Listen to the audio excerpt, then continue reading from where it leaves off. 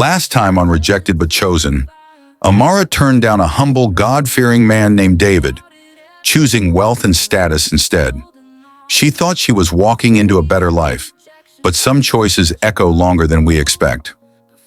Part 2. At first, everything felt like a dream. Amara had married Tunde. The wedding was grand. Expensive outfits, celebrity decorators, people clapping and taking pictures like she was royalty. She smiled through it all. She had what she always wanted: security, comfort, a big house, a new car. Everything looked perfect on the outside, but inside, something was missing. Tunde was different now.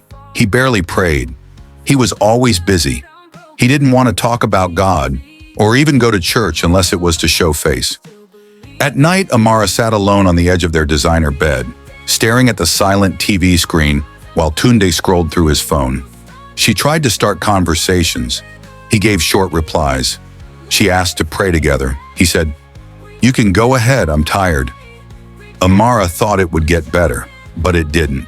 He traveled more, stayed out late, laughed with friends but barely smiled at home. One night, after a long silence over dinner, she finally asked, "Tunde, are you happy?" He didn't look up. He just said, "We have everything we need. What more do you want?" And that was the problem. They had everything, except peace. Amara remembered David, not just his face, but his spirit, his gentleness, the way he listened, the way he prayed, the way her heart felt still around him.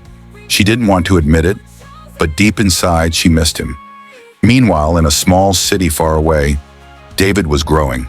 He was still the same humble man, but now he was preaching, healing, serving. His ministry had touched lives in ways he never imagined. Photos of him at crusades began to appear online. Videos of him praying for the sick.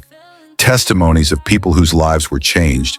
And Amara, she saw them all. She didn't know why, but one day she searched his name. She found a video of him preaching in a small town in South Africa.